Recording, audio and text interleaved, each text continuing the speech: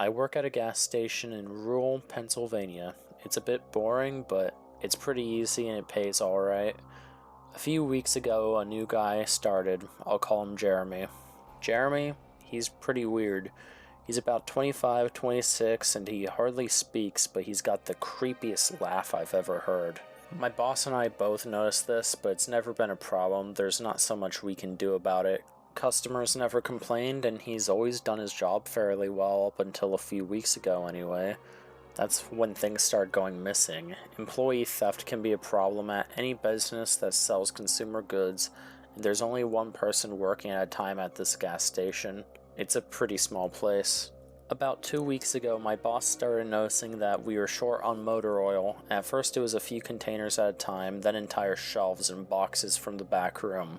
Pretty soon, entire shipments would be gone the day we got them, and it would always be right after Jeremy's shifts. My boss has checked the security tapes from every single night he worked, but could never catch him.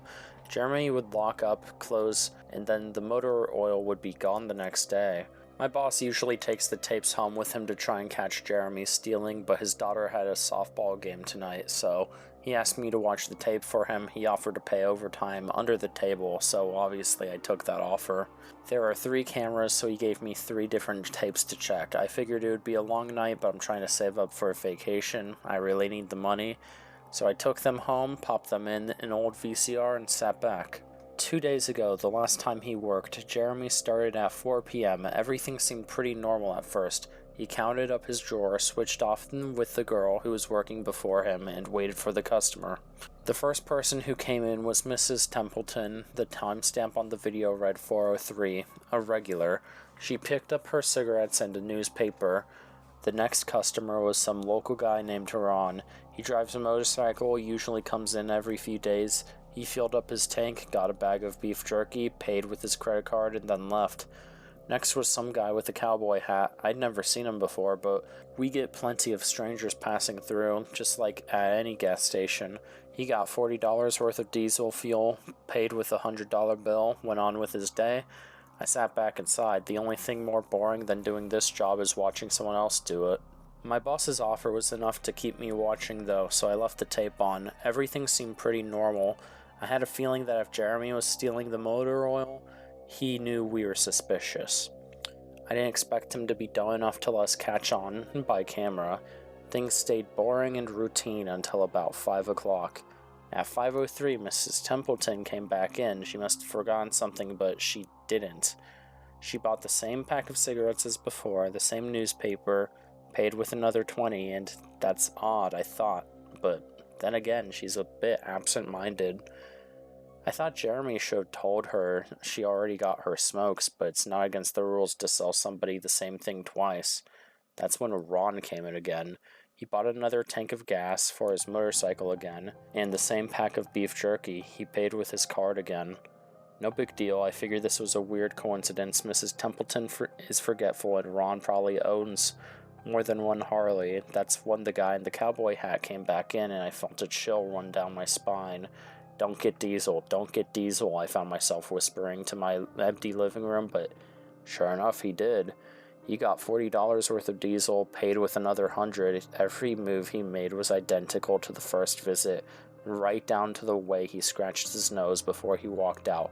Either this guy is rich, owns a lot of trucks, and just moved into town, or something really weird was happening. I kept watching. Every customer for the next hour was the same as before, every single one. I was seriously freaked out. Then at 6:03, Mrs. Templeton walked back in, bought her cigarettes, newspaper, and paid with a 20. I thought I was going to lose it. I only watched another half hour before I started fast-forwarding through the rest. It was all the same. Every customer would come in the exact same times, exactly 1 hour apart. Now I know what you're thinking. That sneaky motherfucker Jeremy messed with the tapes. He ran a loop on his first hour, but no, that wasn't the case. There are windows around the cash register area that the camera covers. I watched the sunlight fade as time ran on. Jeremy's routine didn't loop over. He swept, he mopped, he restocked, did all of his duties exactly how you would expect.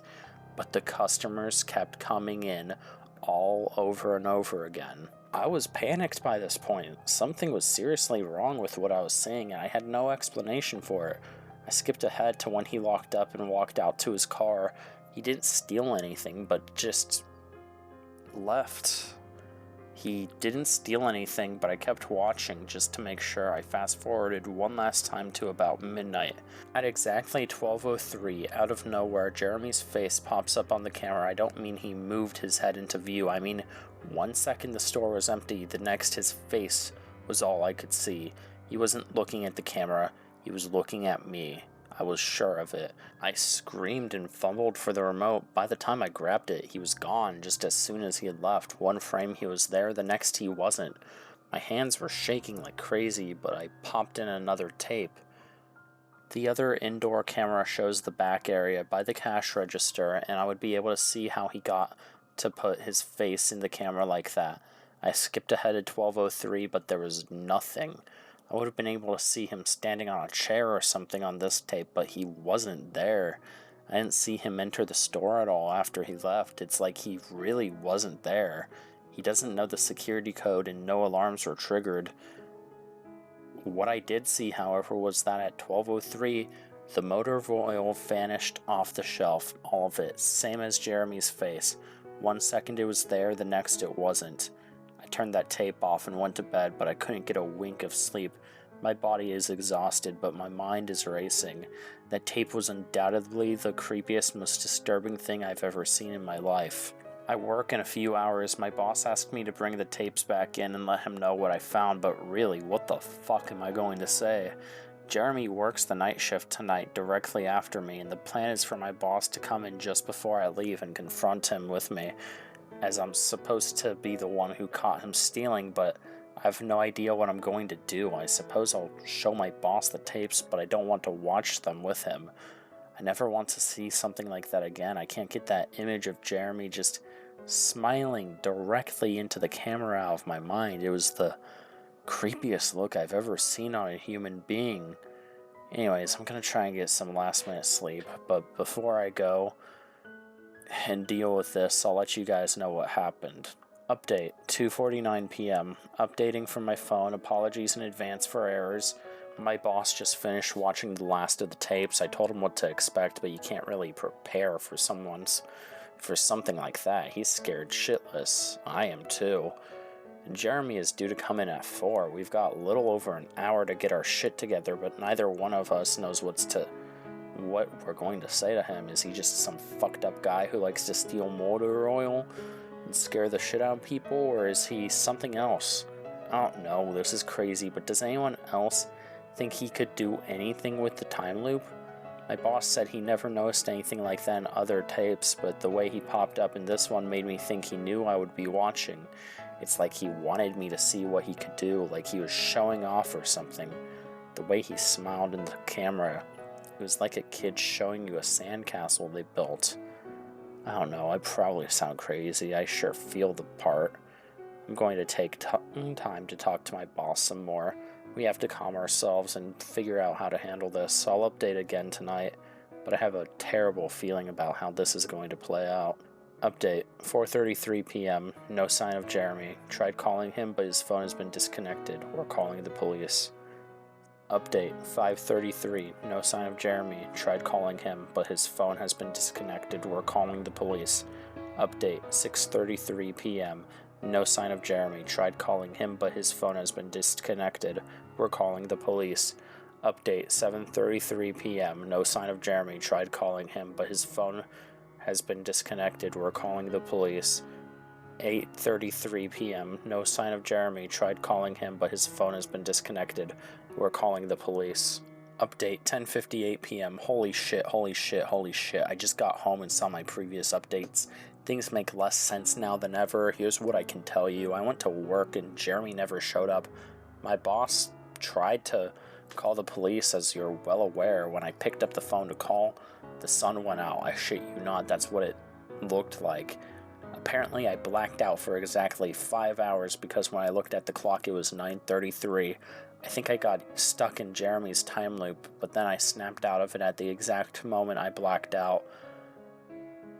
But that's when things got really weird. My boss was right next to me when I blacked out, ready to corroborate my story to the cops when I came to, but the phone was in my head, but it was dead, not even a dial tone.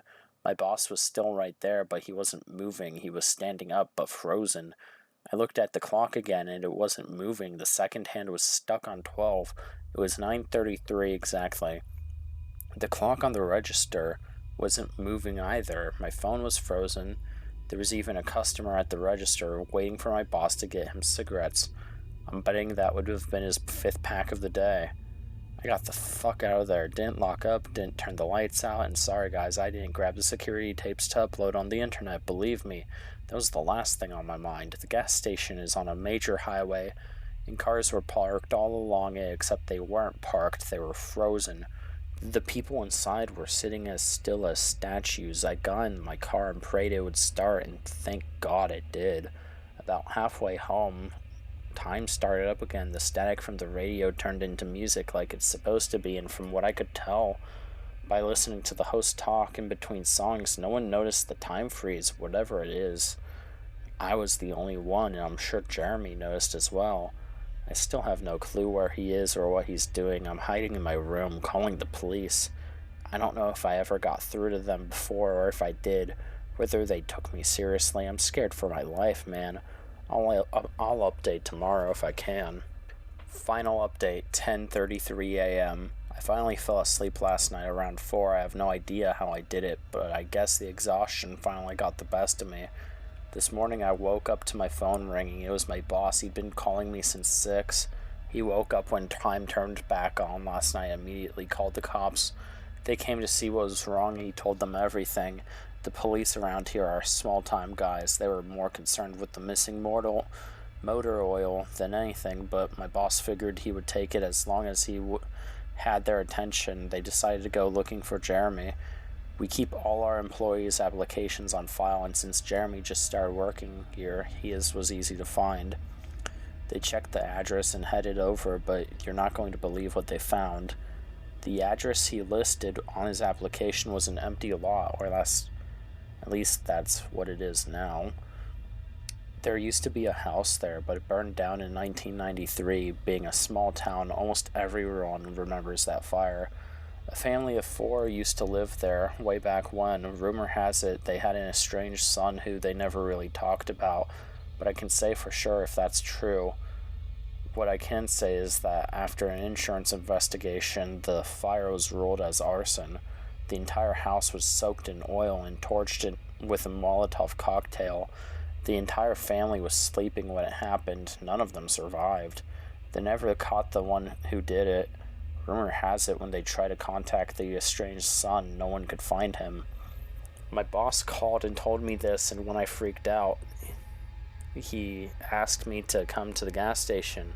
"What, are you crazy?" I said, but he assured me that the cops were there with him. Then he dropped a bomb. The FBI were also in town, and they were going to talk to me one way or another, so I might as well come in. It was 7:15. I just wanted to go back to bed, but I figured I wouldn't be able to sleep much more anyways, so I went down. 4 men in suits greeted me and told me to have a seat. We went over everything about 2 or 3 times until they got all the details. I told them about Jeremy, the tape, the last night at work, everything. Finally, after I finished, one of the agents went, "Oh Christ, we've got another one on our hands." Then they made me sign a bunch of papers saying I wouldn't tell anyone about what happened, so I can't say much more. Might be breaking the law just by posting this, but I'm home now. I'm not sure what I'm going to do with myself. The agent's words when I told him the story are going to haunt me for the rest of my life. Anyways, I've got to go. I've got some errands to run today, and then I have to go into work to pick up some tapes. My boss and I think this new guy, Jeremy, he's a complete creep. It's stealing some motor oil. I have to watch the security footage to see if I can catch him doing this. I have better things to do, but my boss is paying me overtime, under the table of course, and I'm trying to save up for vacation, so I could really use the money. It should be pretty simple. The oil always goes missing right after his shifts.